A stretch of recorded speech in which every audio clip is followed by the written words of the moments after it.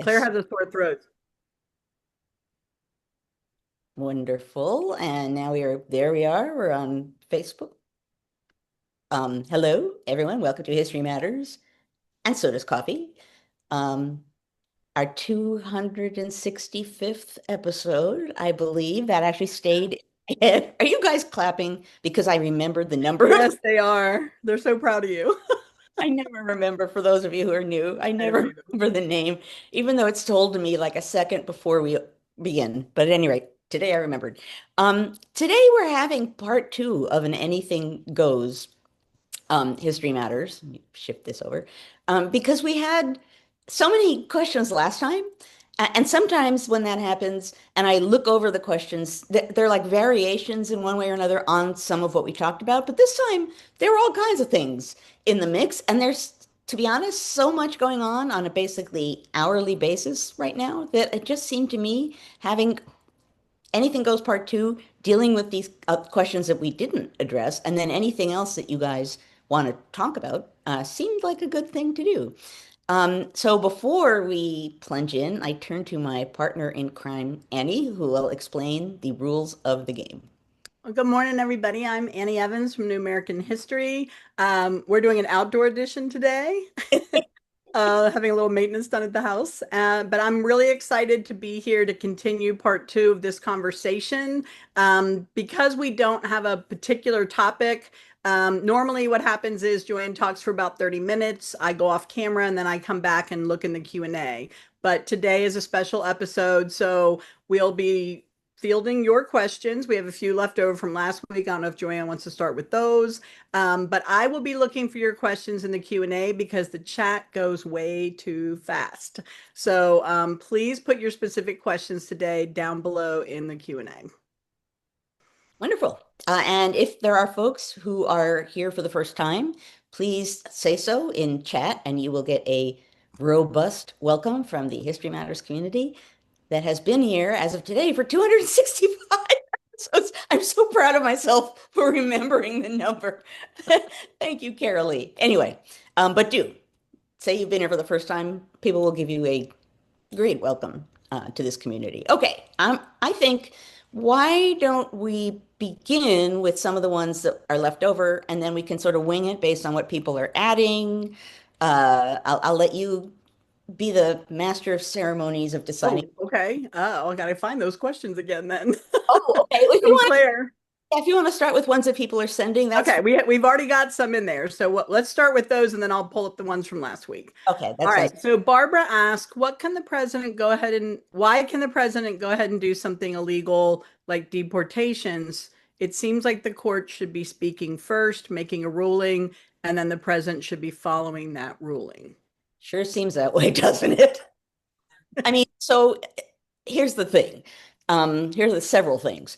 Uh, we talked a little bit last time, and I did a YouTube conversation with Heather about due process and what due process is and why due process is important. Due process meaning you have the right to be charged with a crime, to defend yourself against the crime, to have a trial, like, the things that are kind of justice.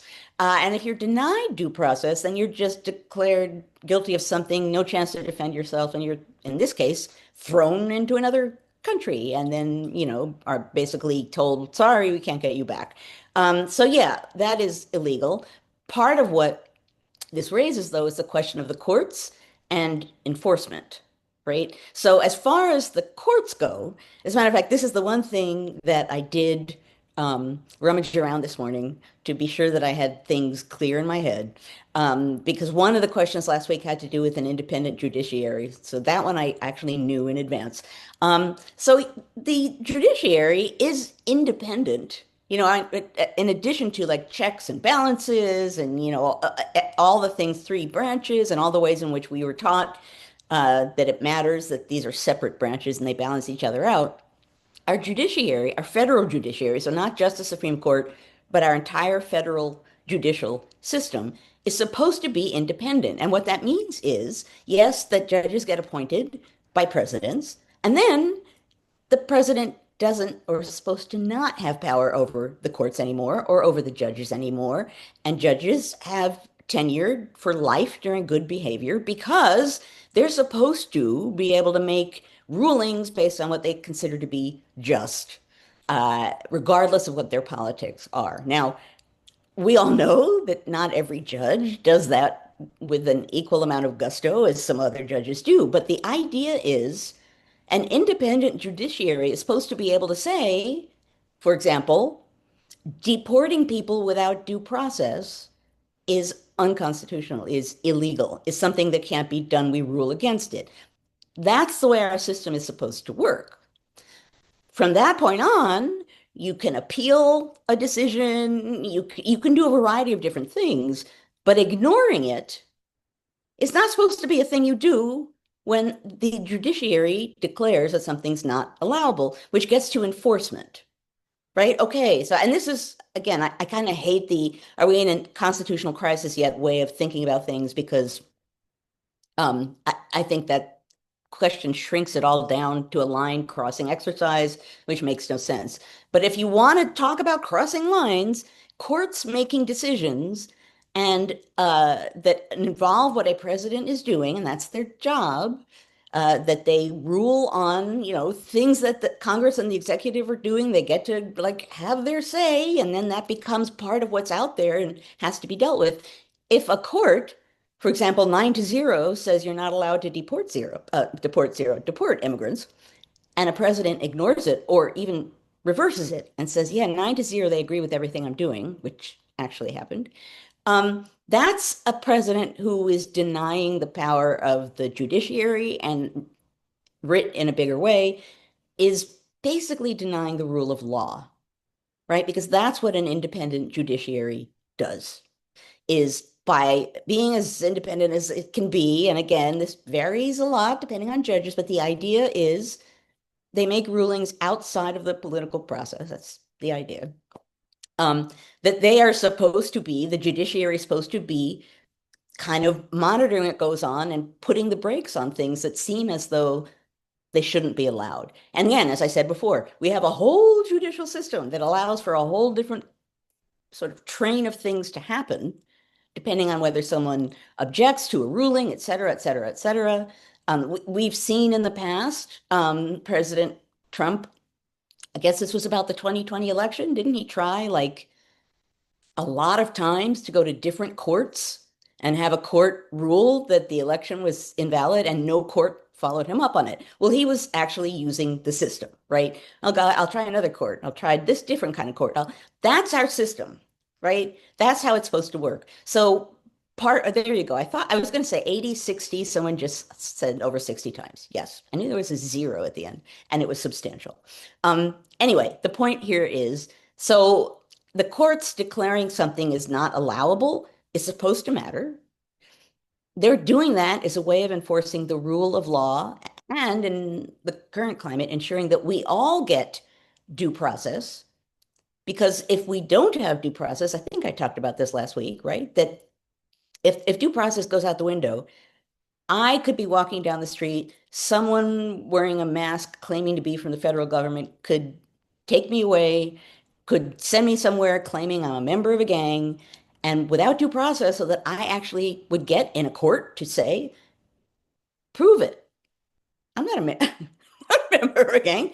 Without that, without due process, I don't even get to respond to the charge, right? That's some of the dangers that we face right now. And that's part of what gets bound up with enforcement versus the courts doing their job. That's the moment that we're in. I'm not going to say, that's what I hear people, I see people talking about the photoshopped hands that we did talk about that last week, I believe. And I remember that, so that's even better. Anyway, regardless, the thing to bear in mind and the thing that I was rummaging around this morning, it's actually Federalist 78 that talks about the importance of an independent judiciary. And I know our wonderful aces here finding things will immediately find Federalist 78. And it's also, I believe, Article 3 of the Constitution that talks about the judiciary. and talks about the Supreme Court and other inferior courts. So it's not just talking about the Supreme Court. Again, it's talking about a system, and the judiciary, the inferior courts were defined after the government began. We knew there would be some, but the Constitution doesn't say exactly how many there are, where they are. Regardless, that's part of our constitutional system in the Constitution, and it is how we live by the rule of law. So that's where we are right now. I think someone last week asked, can the federal judiciary overrule a president? Well, yeah. If the federal judiciary says that's not allowable, again, take it into the system, use the system in whatever ways you think is fair. But yeah, the court can say something that a president is doing isn't right. They can object to something that the president is doing. It's really important for that to be there. Now, I'm not going to plunge into the question of immunity, presidential immunity, and that's a different matter, related but different. I stand by what I've said, I think here before, maybe even last week, that was the decision, the immunity decision, to me, was the decision that fundamentally changed our system of government for all of the reasons that are swimming around right now, even just in this discussion. If a president feels that he is above, and I'm going to say he, because so far that's all we got, is above the rule of law,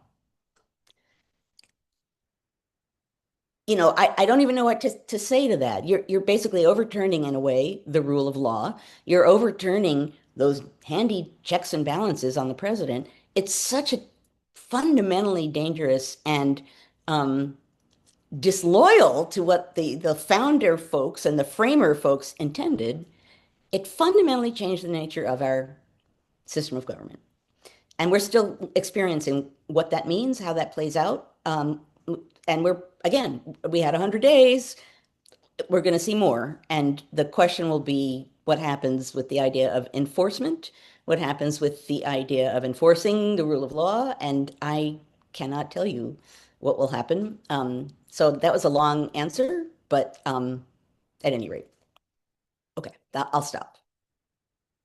Okay, I do have both the new questions and the old ones up, so I'm gonna kind of toggle back and forth between the two, if that sounds like a good strategy.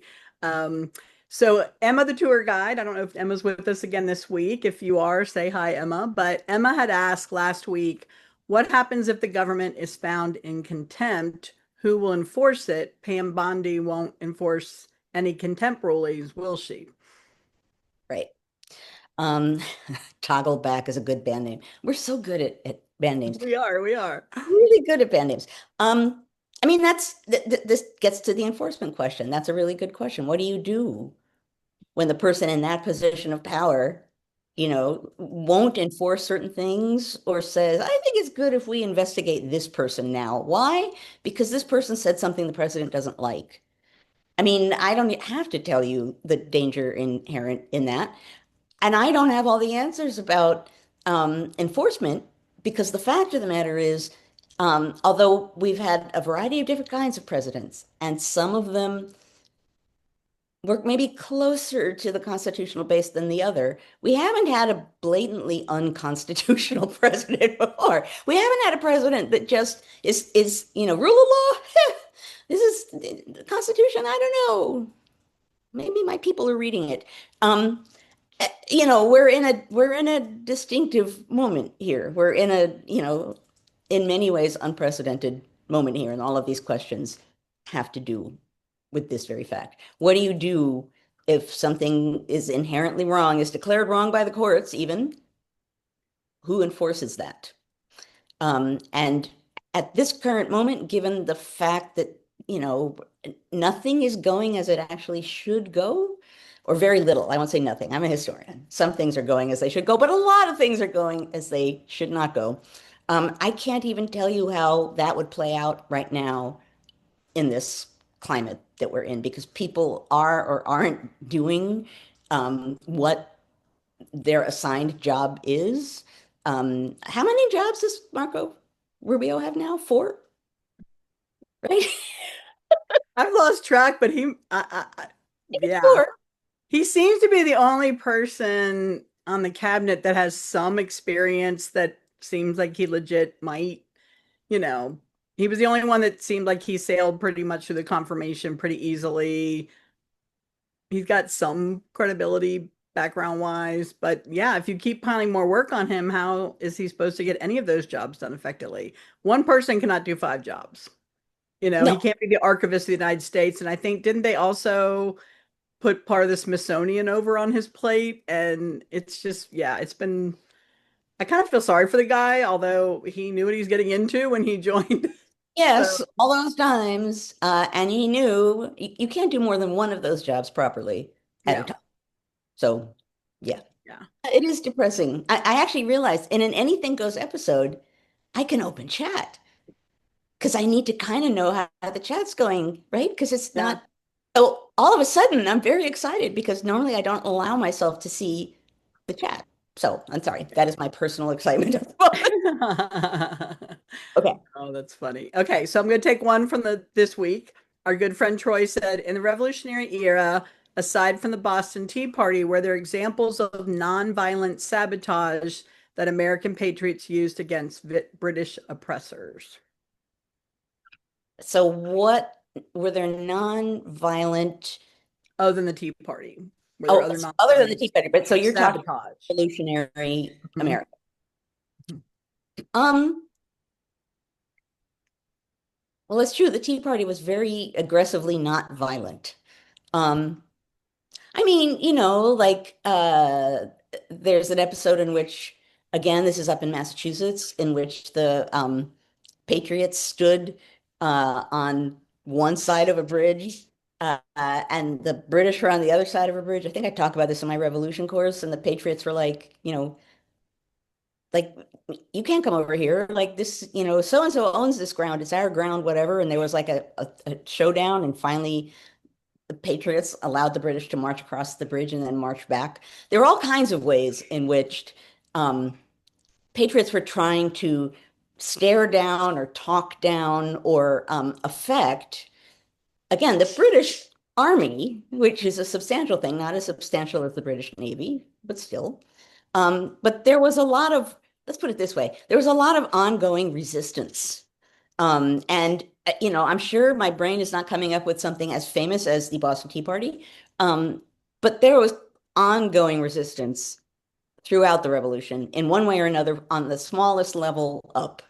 Which is some of what people talk about now, right? If you throw sand in the gears in some way, if you do something to get in the way deliberately, not violently, to stop a process that is, again, inherently not abiding by the rule of law, that's resistance. Whether it just means not following through, so let's say I'm trying to think of an example of throwing sand in the gears. Um, right now, nothing is getting into my brain because I haven't had enough coffee. But at any rate, the point is you can do something that's relatively small that's going to stop the process from marching along. Mhm. Uh, yes, coffee matters, Daniel, it really does. And I haven't had enough yet. But at any rate, I think I'm veering off track. So I'll once again stop. All right. Troy always has such good questions. I always enjoy those. All right. I'm going to go back to last week's list. We're just going to keep going back and forth. I want Um, to, you do that. I do want to say something because I see a little back and forth going on. I see that you weighed in, saying we all need to be respectful, but I do want to say some of what I'm glancing at in the chat is people talking about deportation and due process and not necessarily realizing that those are two things that should be together but aren't always, right? So people saying, well, other presidents have deported people. Yeah.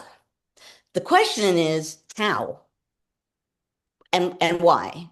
How did that work? Was due process involved?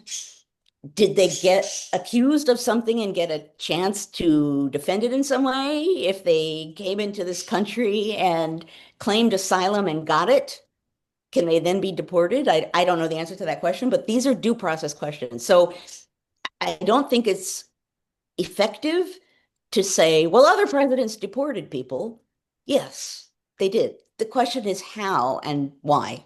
And when a court came, if a court came and said, you can't do this anymore, did these presidents go on and do it anyway? That's the question. And when a court said you can't do it anymore and that these people deserve due process, anyone in the United States, not even just citizens, deserve due process. That's where we are now. So that's they are not identical issues, although they are entangled issues. Okay. So last week, Gloria, who's with us almost every week, our friend Gloria from New York. Last week, Gloria had a question, and then she just put one in that's very similar. So I'm going to combine them. She put one over in the chat, but it's reflective of one she had asked last week. Last week, she said, do you think a district judge should be allowed to control the president? And then as a follow-up, she says this morning, are you saying one federal judge from New York can stop the president? So she wanted you to weigh in on. Right. Well, that's kind of what I was talking about with judicial independence before. What I am saying is not that necessarily that one judge can absolutely overturn everything a president does, but if a judge weighs in and says, this is wrong, I'm taking this into the judicial system and let's see what happens, yeah, that matters.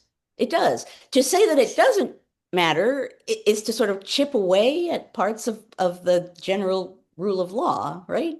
That judges, so I'm not saying any one judge can immediately affect change, but can they step forward and say, this is incorrect for a whole bunch of reasons? And then the person who's gotten that charge has to respond to it in some way? Yeah, that can happen.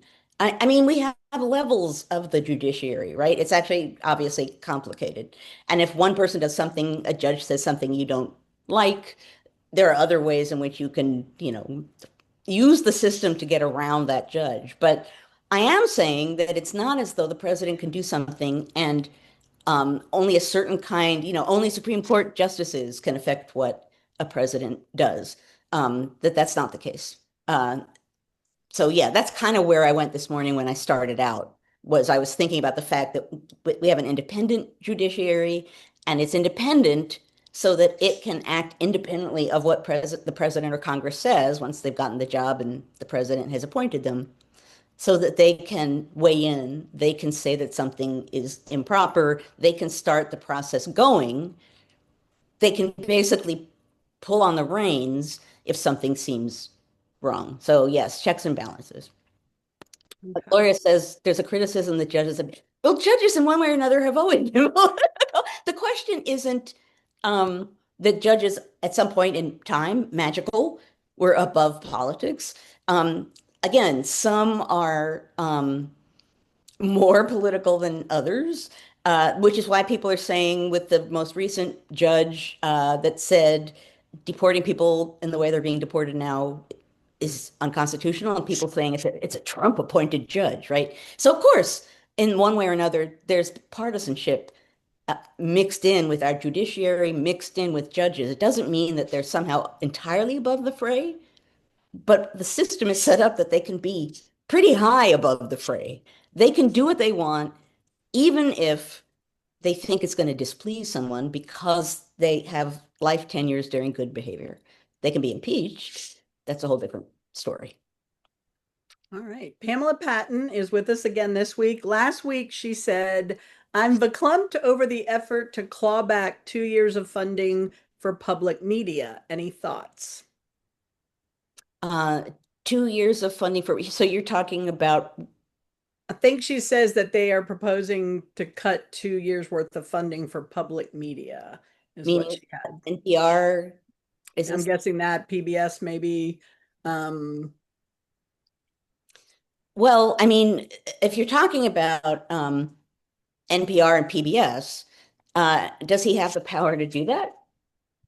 Can he do yes, that? he's using FCC and his FCC folks. Right, but when you look at the coverage of the issue, the coverage of the issue is, well, he signed an executive order, and the fact of the matter is that I'm sure everyone has seen, or maybe many of you have seen this graph floating around on numbers of executive orders that presidents have issued, and Mhm. there's the line for Trump goes like straight up, more executive orders than any president in history. In the Um, first 100 days. for the first 100 days. That's true for the first 100 days. Of course, the reason for that is that that's a way to be blunt, to pretend like you're a king and you're making pronouncements, and then they go into effect. And you don't deal with process, and you don't think about Congress, and you don't worry about whether it's constitutional. Trump is not the only president by far to make executive orders that are like, really? Um, didn't Biden do something about the Equal Rights Amendment, like declaring it in force or something? And it was like, yeah, no, you can't do that with an executive order. So this is not the case that somehow Trump is the only president doing this kind of thing. But what he's been doing for this first 100 days is like sending these a cloud, a haze of executive orders. And, we, the people, don't know like what he's allowed to do or what he's not allowed to do. And so for in some cases, I mean we should know, and some of us do, but some of us don't. It's assumed that if an executive order says something and he signs it, then that's the law, and it isn't. Right? So what I have seen in the coverage of NPR and PBS is actually media outlets saying, well, he signed something. Like, what does that mean? Um, you know, so I don't, again, I don't think he has the power. So this gets back to Congress too, right? So Congress, in many cases, is who is sending out and funding different entities, not the president. So in a normally functional moment of time, if the president said, I want to stop funding X, an independent Congress with a spine would say, that's ours. We decide that. We fund that. You can't change that. It's part of our job, right? We have the power of the purse. We're Congress. Normal circumstances, that might actually be happening. Right now, again, a mass sea of executive orders, many, many, many of which actually are not things that are in the president's purview, not things that he can do. And this gets back to where we started, which then comes to the question of enforcement, Congress standing up and saying that's actually a congressional responsibility, not an executive one. And we're really not seeing that from GOP members of Congress right now. All right. Jean this morning asks, um, now he wants, I assume she means the president, to celebrate the end of World War I and World War II, changing Veterans Day back to Victory Day, and wants military parades. She wants your thoughts on that. Well, the only military parade that I've seen discussed has to do with the president's birthday. I've seen discussion of that. And um, I don't know how many thousands of soldiers and tanks and I don't know. I know that to me, a president of the United States should not be parading around the military in that way in his own honor. So I think, if you think about just speaking generally, things like military despotism or um, leaders who might want to make it clear that, they represent force and then they're not going to put up with anything that anyone else says, you might have a big celebration of yourself with soldiers marching around with tanks. I don't approve of that. I don't think that's necessary. We are paying for that, of course, right? The other part of this equation is we will be funding the ego parade that whatever happens on his birthday. So I don't like that. I don't like the military being paraded around in that kind of a self-congratulatory, um, bullying kind of a way.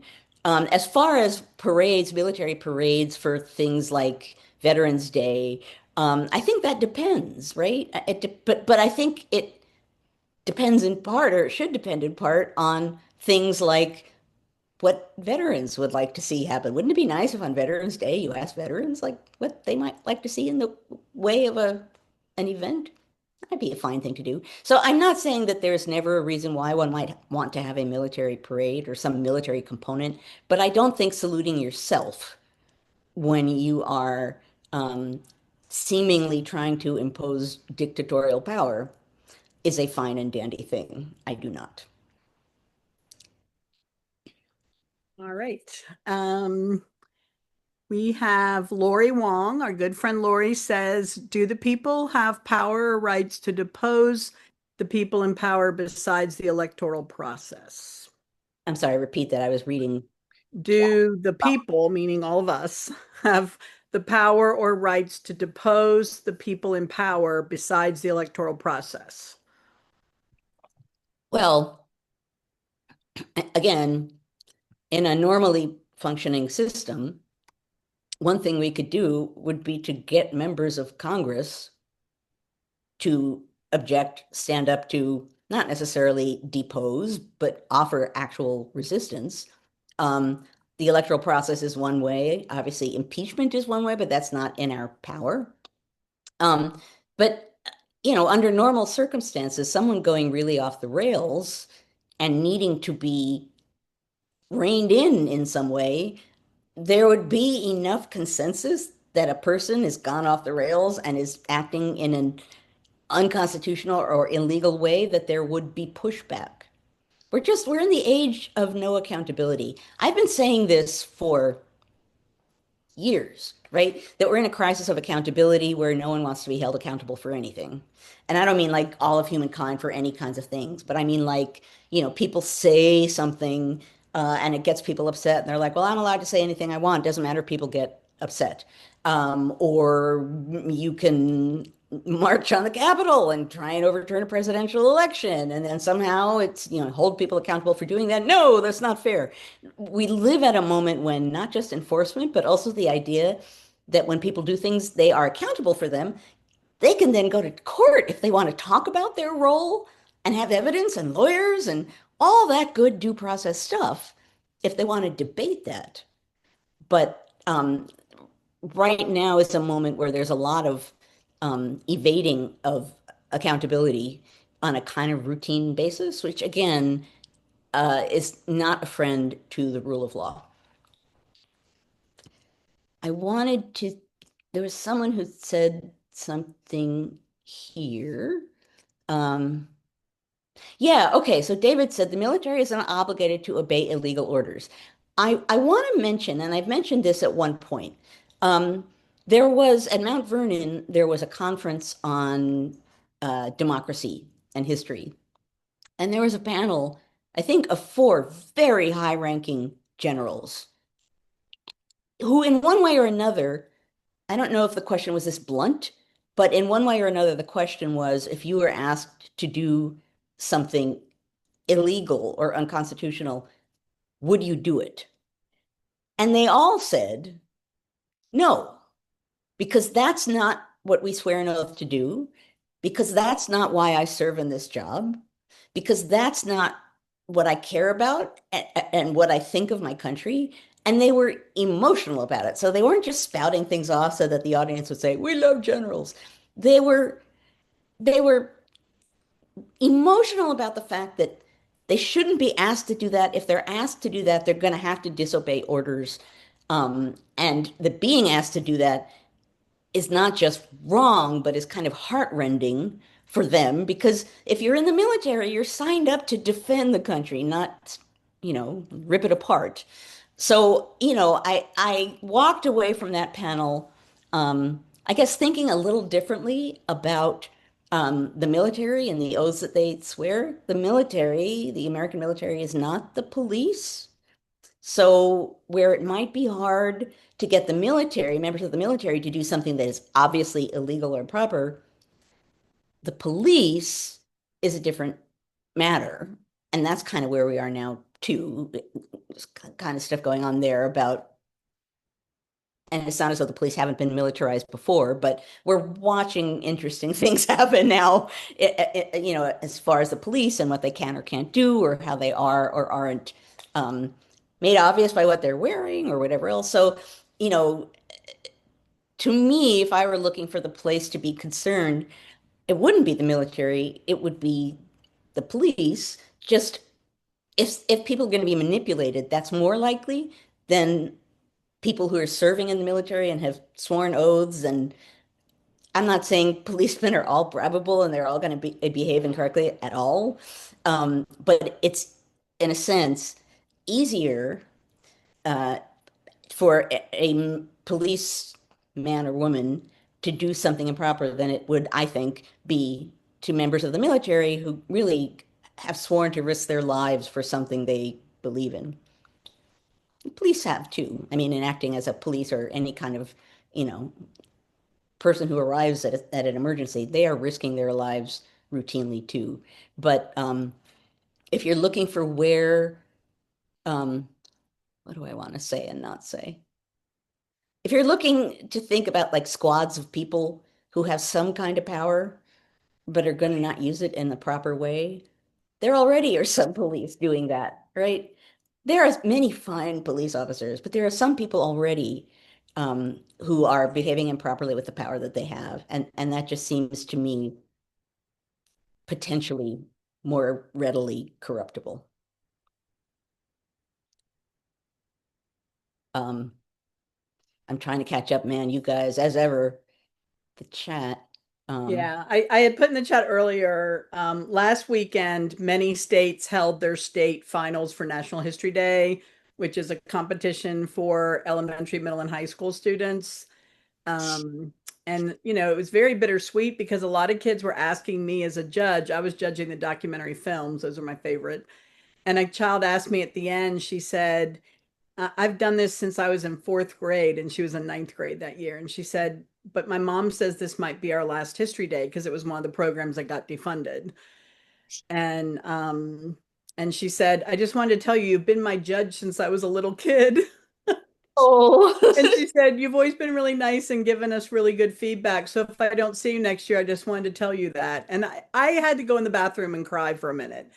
It oh, made me so sad that these kids, like, they're not good at sports, most of them. Like, most of them are not athletes. History Day is their thing, and now it's being taken away from them, or possibly, some of the states are going to try and find other funding. But it just made me sad to think that the grown-ups not getting along is now spilling over into something that, you know, generates the next generation of Joannes.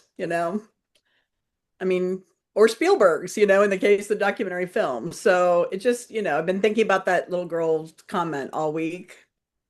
And my cousin, her daughter has placed at the state finals the last 2 years in Indiana. And I try and go up there to DC to see them. And she made it again this year. And she said this might be our last trip to DC for a while, which made me really sad too. So kind of keep those kids in mind. Like the grown-ups are making decisions and I don't think they're thinking about the ripple effect it's having. All right, we've got still got tons of questions. A couple of people did say mug mug. well, that's what I was about to say. Is some people are like, when do we ask about the mug during anything goes? I think at the end. Yeah, 11-ish. We'll show you a mug or something at 11. I got a mug, and it's properly covered. All So right. I'm still chugging down the iced coffee. All right. Our good buddy Tim, who helps us out with lots of links, Tim asked this morning, Congressmen heavily armed themselves in 1859 and 1860 in self-defense.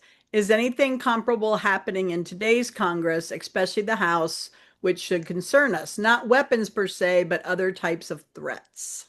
you're gonna have to repeat that one So again. he's referring to back like in right around the Civil War era that congressmen were heavily armed when they came in. And he said, we know that they aren't bringing their weapons in, but are there other threats per se that you see happening in the modern era with members of Congress? Oh. Um, well, right. I mean, members of Congress were armed for a good chunk of the first half of the 19th century. My last book, I tried at one point to count, particularly in the 5 to 7 years before the Civil War, how many members of Congress were armed, and I couldn't. I found one letter in which a North Carolina uh, member of Congress in the House with the wonderful name David Outlaw guessed that like 60 people he thought were armed, but he wasn't sure. So yeah, I mean, that was a whole phenomenon. But we at some point, how far back was it that there was a to-do about the metal detectors that people Mhm. had to go through to get into the chambers of Congress, and some people were declaring they didn't have to or they didn't want to. Does anyone remember when that was? How long ago that was? I vaguely remember, was it Lauren Boebert that tried to bring a pistol in or something and everybody went nuts? 2021, someone's guessing. Um, yeah. Um, yeah, okay. So people are guessing. But yeah, so, speaking as an expert on this phenomenon, having guns on the floor of Congress is not a good idea. It did no one any favors in the past. It was used just as you would think it would be used. People wore them so that they could be seen, so that people wouldn't mess with them. And that's not how you debate and compromise in a democratic chamber of government. So, do I see that equivalent now? No. What we see now is um, people out in the world threatening people in Congress, right? We see members of Congress being threatened a lot for what they're doing or what they're saying.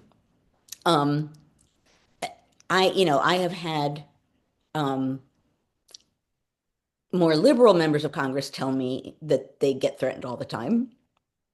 Um, so that to me right now is where the danger of violence is.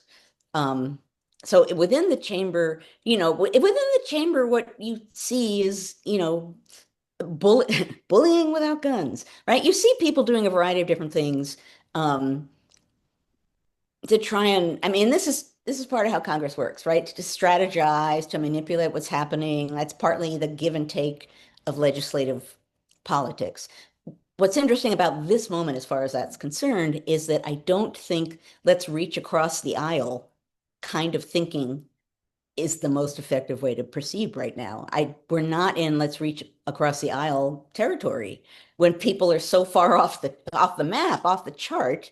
I I think that many people are so accustomed to a certain kind of institutional ingrained way that Congress proceeds that the degree to which it really isn't proceeding that way and could get much worse, I don't know if everyone's kind of absorbed that yet.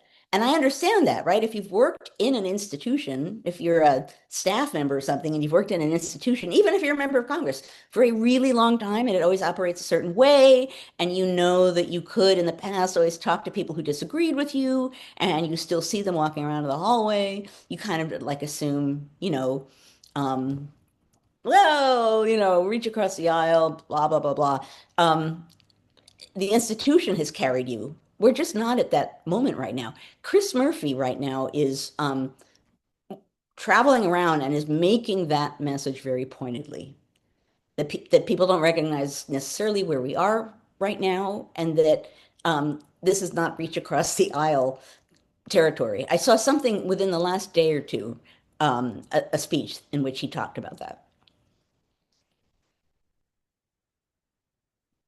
All right, we still have tons of new and old questions. I don't think we'll ever get through them all. There's still 19 new ones from today. So I'm just going to focus on paring down today's list in the time we have left. Um, Freda asks, SCOTUS sometimes overturns prior decisions, such as Dobbs, or refines them, the gun decision. Are there any possibilities that SCOTUS could refine the presidential immunity decision?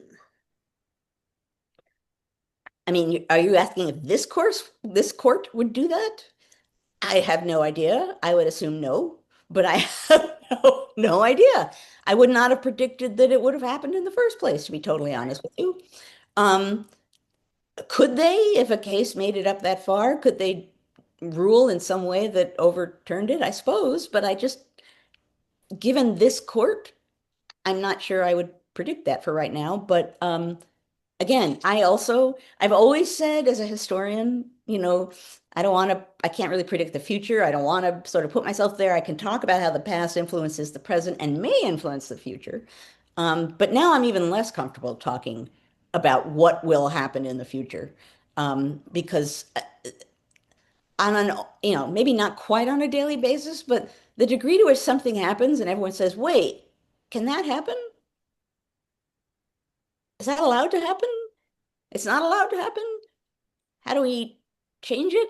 I mean, you know, when I talk about the beginning of our national government, 1789, and what it felt like for the people stepping onto the national stage at that point, brand new government.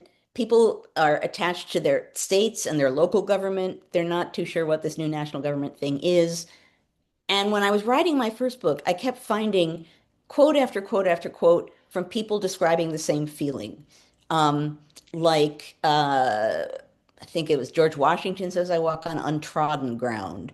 Um, I think Senator William McClay says the earth is hollow and I fear every step. I think James Madison says something like, about the ground giving way underneath us. What you see again and again and again is people who are in that new government saying it just feels like we're going to like fall through a hole at any second because we don't know what we're doing. We're trying, but there's no real precedent for this. And as someone who writes a lot about how culture and lived experience shapes politics, even hardcore politics, that's something I've always been interested in early America, because it had a big influence on how people behaved, particularly in the 1790s. And we're kind of in a place like that today, where we're on very unstable ground. I think we can all feel that. Um, and we don't know what that means. And we have fears about what it means, and we have hopes about what it maybe won't mean. Um, but we don't know. And that's a scary place to be. And I will readily acknowledge that this is a scary time, and we're in a scary place. I'm not going to deny that. But I do think, as I say, and I know it's hokey and corny, that remembering and coming together in communities to talk about this, to hash this through, and not sitting alone in your house or apartment panicking about it, that's coming together in a community to talk about it and hash things out is all by itself anti-fascist. It just is. So yeah, I don't remember if I said this last week, so I'll say it again if I did. A couple weeks ago, someone in my department at a faculty meeting, I went up to this person and said, "Can we go out and get a cup of coffee because this is scary?" And she said, "Oh, I'm really scared too." And she was, someone of high rank, and I this is a weird thing to say, but it made me feel better because it meant I wasn't alone in my little hole of anxiety. Like, should I be worried? I should be worried. Of course I should be worried. What does it mean? It was like someone who I respect said, "Yeah, I'm actually scared too." And I felt,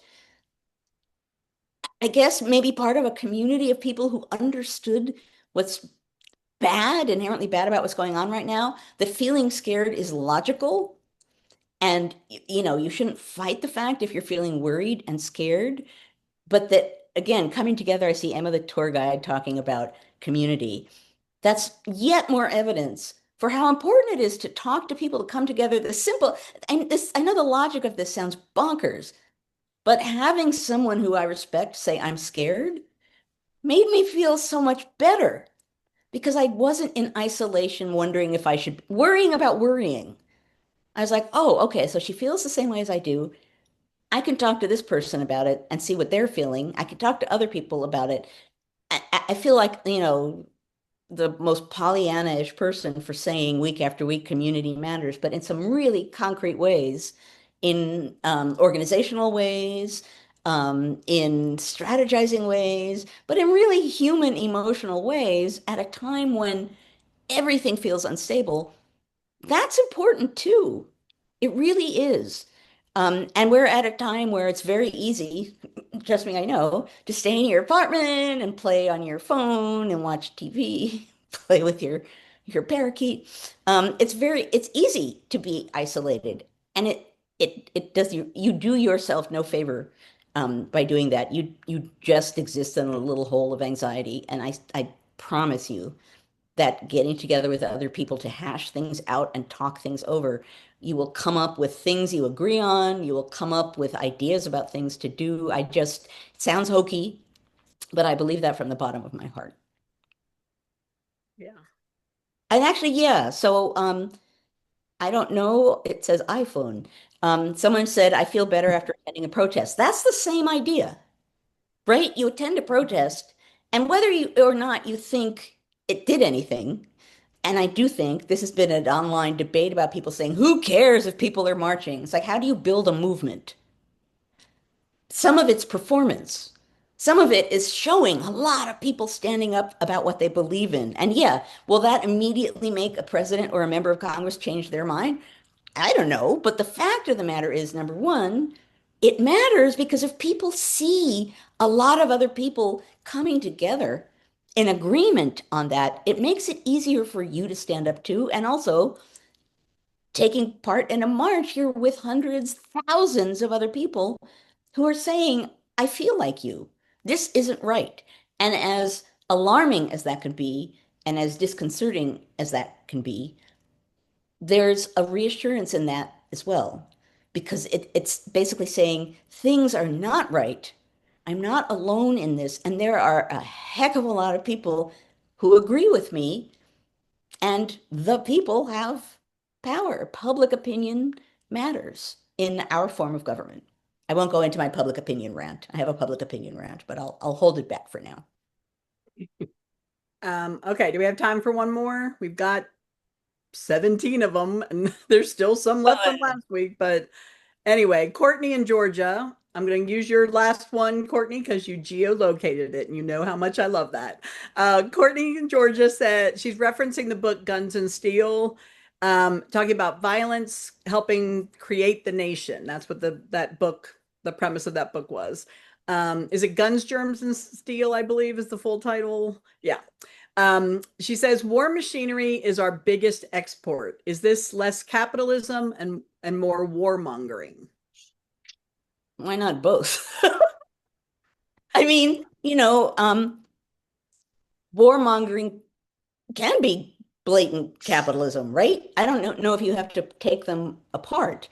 Um, so it doesn't have to be, I mean, this gets into a big question that we don't have time to talk about, but the past role that the United States tended to put itself in as though it was sort of the police officer of the world, sort of, parachuting in to save the day in different places. That's a role that the United States has served in the past, really not serving that now.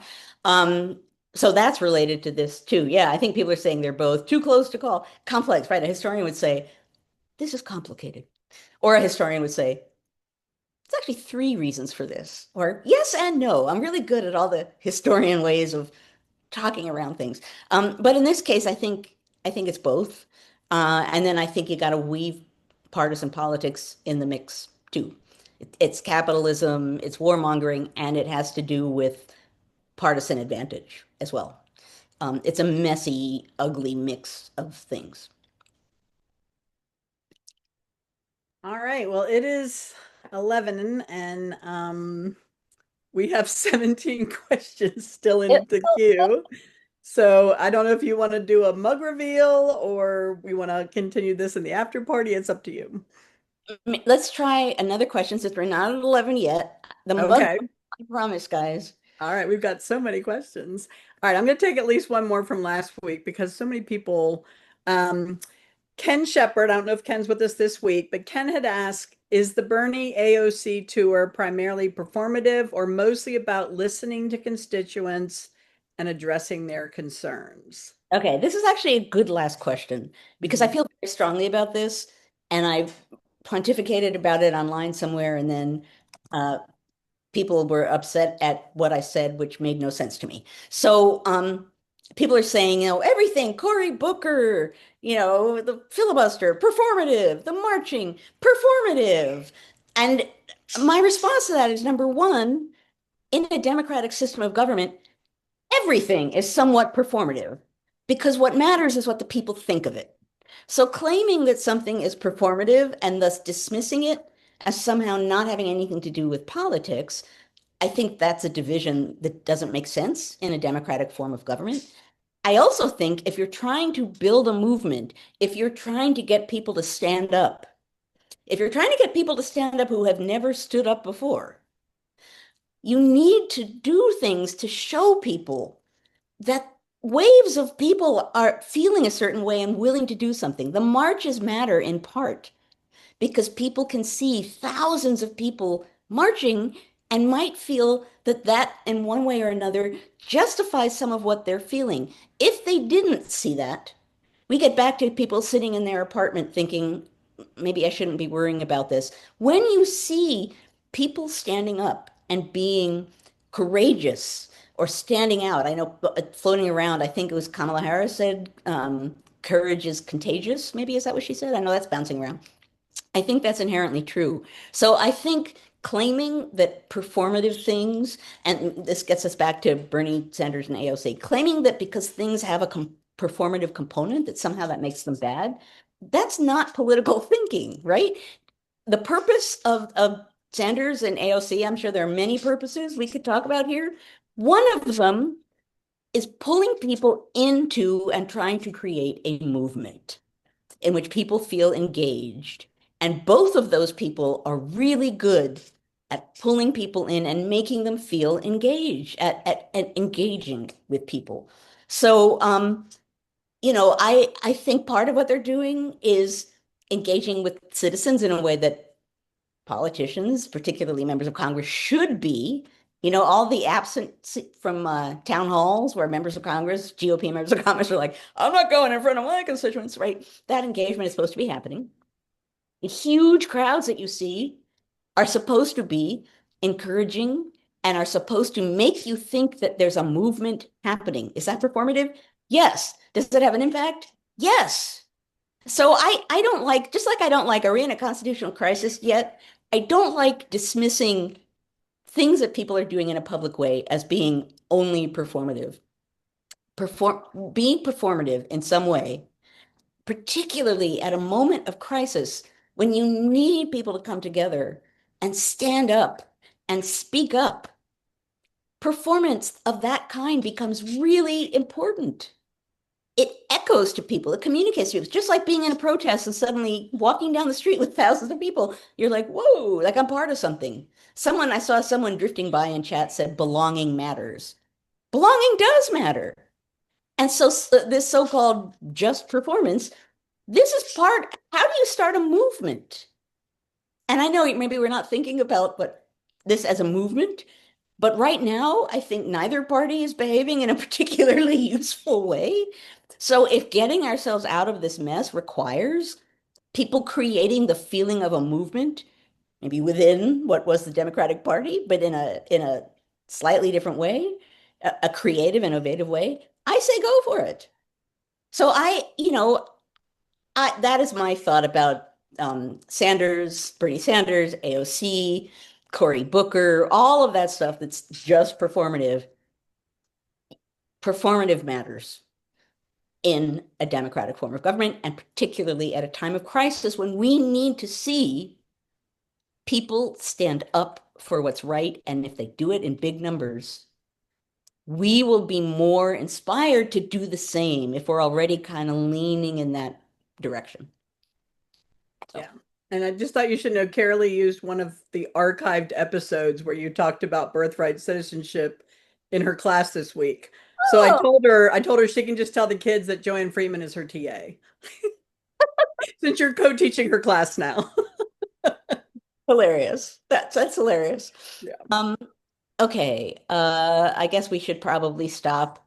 Um, And again, Claire or John, send us the questions so that we can see what we didn't get to, and I can decide if it's close enough to what we talked about or not. But I realize the mug must happen.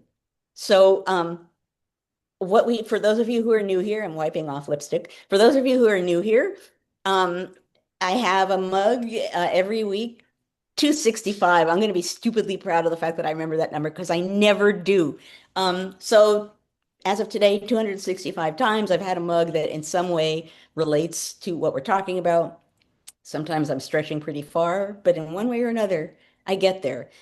Anything goes episodes are tricky, freeing, but tricky. So today's mug is a new mug. Annie gave me this mug, and it says, I'll read it. It defines history. History is a noun, a record of the triumphant, terrible, and ceaselessly astounding stories throughout time. I think a mug just declaring basically that history matters and what it is perfect. So I rejoiced, Annie, because I was like, I get to use Annie's mug. I think that's a fine and wonderful. And I haven't done the back, but The back's my favorite part because I'm such a tech nerd. I know I haven't done it yet. Scan this for a daily history story. I Yep. So you now have really 365 new mugs because every day you can scan it and it gives you a new something that happened that day in history. I got one for, of course, I got myself one, but I got my brother-in-law one. And now, like every morning, he'll text me and I'm like, dude, I have the same mug. PAX and others are asking where they can get one. It's a really fun company called Uncommon Goods, I think. Yeah, I'll Yes. look it up while we're in the after party, but it's I've bought a lot of really unique gifts through them, and I believe it's one of their originals, so they're the only ones that carry it, but I just loved it. And then I bought it when you said you got your new apartment, and then I forgot to send it. And then the other day I was when the air conditioning went out, I was like, "Oh my gosh, I have to." I was like moving things around, and I Carolee, realized I'd never sent it. Carolee and Tim are posting the link. I bought Oh, my okay, good. Somebody found it. Good. goods. Yeah. Um, I bought myself a mug from Uncommon Goods, which is a little tricky. So I'm gonna have to figure out how to use it here. And when I figure that out, then I will. But Yeah, your QR code thing on you just hold your phone, the camera I'll app. have to do that in the after party. Yeah, yeah. So, but, Fun. so that let me explain what's going to happen now. We are going to stop recording this episode, and we are going to go into the after party, which means we can talk about whatever the heck we want to talk about. And we do every time. We just have community time. We Um, do. I just love the fact that we started having an after party when way, way, way back in time. Um, my former partner in crime and I were like talking after the end of the episode, and then we looked down and we realized like 80 people were still there. Like we were done, but all these people are sticking around listening to us. We're like, people have been here for an That hour. was a hilarious episode. You people are still here. So at any rate, after party. If you beamed in through NCHE, stay right where you are, and poof, you will be in the after party. If you are watching us on Facebook, you need to leave Facebook and go to ncheteach.org/conversations. That's ncheteach.org/conversations. And then you two, poof, will be in the after party. I want to wish you all a wonderful week ahead, keeping yourself sane, doing something nice for yourself, whatever that may be. We all deserve to do something nice for ourselves, however small it is.